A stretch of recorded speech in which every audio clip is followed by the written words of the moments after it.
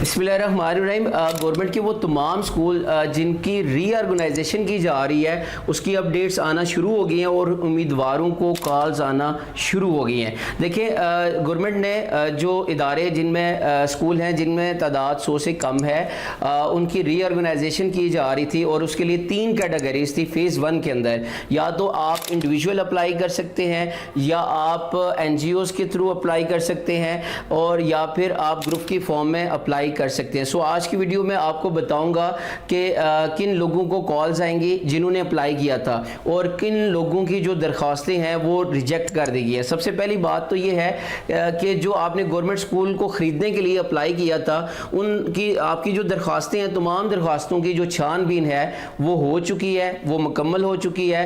और सबसे पहले आपको एग्रीमेंट से पहले आपकी जो डिग्री है वो HEC से वेरीफाई करवाई जाएगी।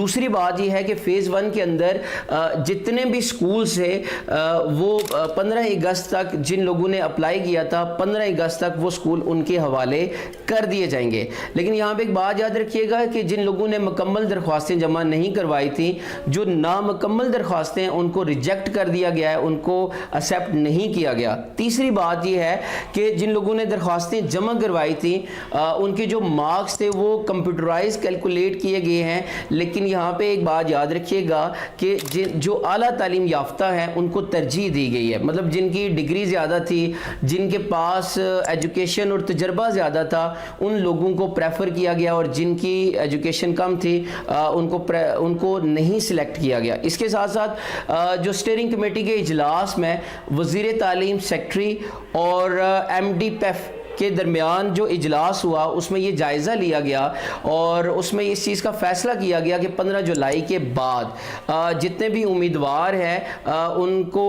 जो एक हफ़्ते के अंदर अंदर उन उम्मीदवारों को जिन्होंने अप्लाई किया था, जो टॉपर उम्मीदवार हैं उनको बुलवाया जाए और उनको इंटरव्यू के लिए बुलवाया जाए। और यहाँ पे याद रखिएगा कि जो इंटरव्यू के लिए लिस्टें नहीं लगेंगी बल्कि डायरेक्ट कॉल्स की जाएंगी। ये जैसा कि मैंने आपको पहली वीडियो में भी बताया था कि जब आपने अप्लाई किया था मैंने उस वक्त बताया था कि आपने जो आपका ऐसा नंबर जो आपका हर वक्त ऑन होता है उसमें आपने मेंशन करना है, और ताकि लिस्टें तो नहीं लगेंगी, आपको डायरेक्ट कॉल आएगी।